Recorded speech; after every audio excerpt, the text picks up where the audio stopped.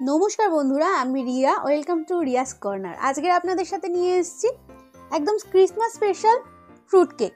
চলুন দেখিনি কিভাবে বানাচ্ছি আজকে ফ্রুট কেক। তার আগে বলে রাখি, আপনি যদি আমার চ্যানেলের নতুন সদস্য হয়ে থাকেন অবশ্যই চ্যানেলটা সাবস্ক্রাইব করে পাশে থাকবেন। চলুন তাহলে দেখিনি কিভাবে বানাচ্ছি ক্রিসমাস স্পেশাল ফ্রুট কেক।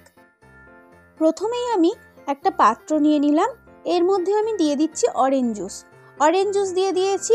একটা কমলা লেবুর আমি যতটা রস বেরিয়েছে সেই হিসেবেই দিয়েছি।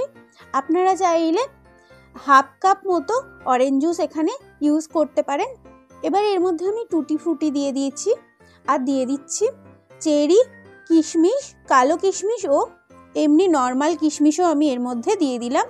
সারা রাত এটাকে আমি ভিজিয়ে রাখবো, অন্তত 24 ঘন্টা এটা ভিজলে ভালো। অনেকে কিন্তু 1 মাসও ভিজিয়ে রাখেন। আর এটা আমি সারা রাত রাখছি। আপনারা চাইলে এই টুটি ফ্রুটির মিশ্রণটা 3 ঘন্টার জন্য ভিজিয়ে রাখতে পারেন। সবার প্রথমে আমি একটা কেক টিন নিয়ে নিয়েছি। কেক টিনটার মধ্যে আমি খুব ভালো করে তেল মাখিয়ে নিচ্ছি। তেল ব্রাশ করে নেওয়ার পর এর মধ্যে আমি এর সাইজ অনুযায়ী একটা বাটার পেপার কেটে রেখেছিলাম, সেই বাটার পেপারটা দিয়ে আবারও ওপরের মধ্যে তেল মাখিয়ে দেব। এরপর আমি চারিধারের মধ্যেও তেল মাখিয়ে নিচ্ছি। বাটার পেপার না থাকলে আপনারা তেল মাখিয়ে নিয়ে ওর মধ্যে একটু শুকনো ময়দা দিয়ে ভালো করে গুঁড়ো ময়দাটাকে ঝেড়ে নিলেই হয়ে যাবে আমাদের কেক টিন একদম রেডি। কেক টিন কিন্তু আমাদের একদম রেডি হয়ে গেল। এবার এটাকে আমি সাইডে রেখে দিচ্ছি। একটা মিক্সিং বোল নিয়ে নিয়েছি, এতে আমি হাফ কাপের একটু বেশি চিনি দিয়ে দিলাম। এবার এই চিনিটার মধ্যে আমি দিয়ে দিচ্ছি রিফাইন্ড অয়েল। আমি এটা দিয়েছি 1/4 কাপ। তেল ও চিনি গুঁড়োটাকে আমি খুব ভালোভাবে মিক্সড করে নেব যতক্ষণ না একটা স্মুথ ব্যাটার রেডি হচ্ছে।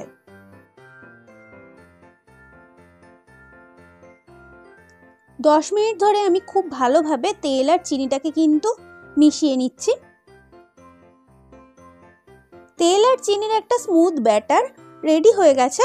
এবার আমি এটাকে আলাদাভাবে সরিয়ে রেখে পরের স্টেপ নিয়ে ফেরত আসছি। এবার আমি একটা বোল নিয়ে নিয়েছি, তার উপর একটা ছাঁকনি নিয়ে নিয়েছি।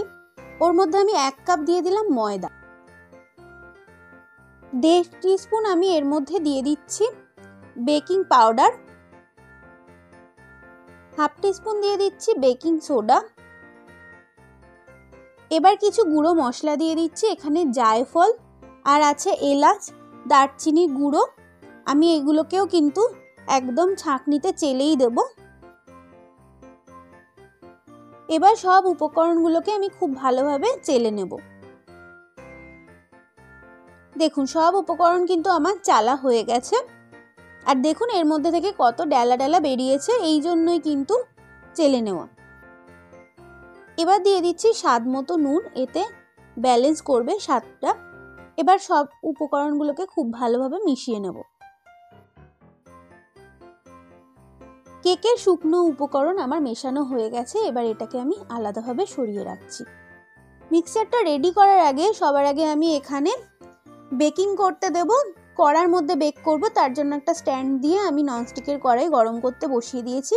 আর এতে আমি বেক করি, তাই জন্য কড়াইটা এরম দেখতে। আগে থেকে যে চিনি আর তেলটা গুলে রেখেছিলাম সেই মিক্সচারটার মধ্যে আমি এবার শুকনো উপকরণগুলো দিয়ে খুব ভালোভাবে মিশিয়ে নেব। আগের দিন রাতে যে আমি অরেঞ্জ জুসটার মধ্যে টুটি ফ্রুটিগুলো ভিজিয়ে রেখেছিলাম সেইগুলো এবার এর ভেতর দিয়ে দিচ্ছি। এবার আমি সমস্ত উপকরণকে খুব ভালোভাবে মিশিয়ে নেব।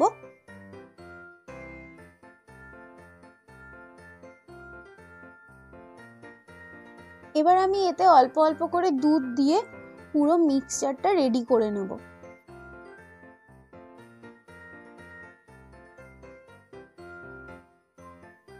আমি টোটাল 4 টেবিল চামচ দুধ দিয়ে কিন্তু এই মিক্সচারটা গুলে নিয়েছি। দেখুন ব্যাটারটা কতটা স্মুথ হয়েছে। এবার আমি এর মধ্যে কাজু আর আমন্ডটা কুচি করে রেখেছিলাম সেটাও দিয়ে দিলাম। দিয়ে আমি খুব ভালোভাবে মিশিয়ে নিচ্ছি। চাইলে আপনারা আরও এর মধ্যে ড্রাই ফ্রুটস কিন্তু মেশাতেই পারেন, খেতেও কিন্তু ভালোই লাগবে। এবার আমি এর মধ্যে দিয়ে দিলাম 1 teaspoon vanilla essence. Vanilla essence দিয়ে আমি খুব ভালোভাবে মিশিয়ে নেব, তাহলেই আমার রেডি হয়ে যাবে কেকের মিক্সচার। তো আমার এটা একদম রেডি হয়ে গেছে। এবার আমি কেক টিনের মধ্যে এটাকে ঢেলে দেব। মিশ্রণটা ঢেলে নিয়ে কেক টিনের মধ্যে এবার আমি এটাকে বসিয়ে দেব চুলার মধ্যে। একটু তার আগে আমি ট্যাপ করে নেব কেকের বাটিটাকে।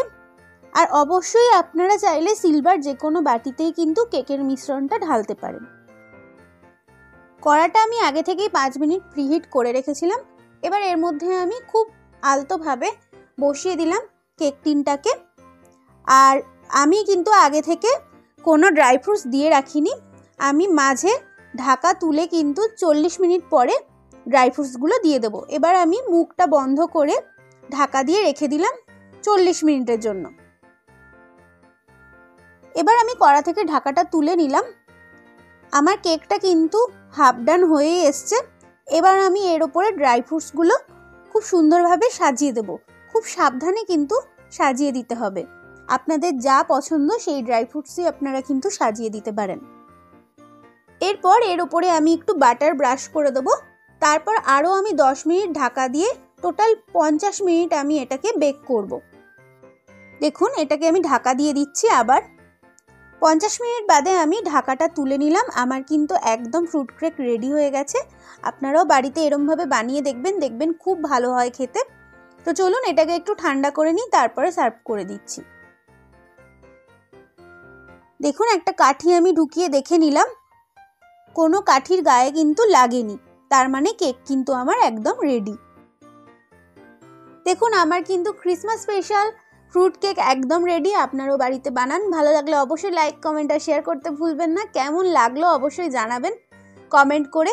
আর অবশ্যই বন্ধুদের সাথেও শেয়ার করতে ভুলবেন না। এছাড়াও আমার পেজ রিয়াজ কর্নার, অবশ্যই সেটাও কিন্তু ফেসবুকে গিয়ে লাইক করে দেবেন।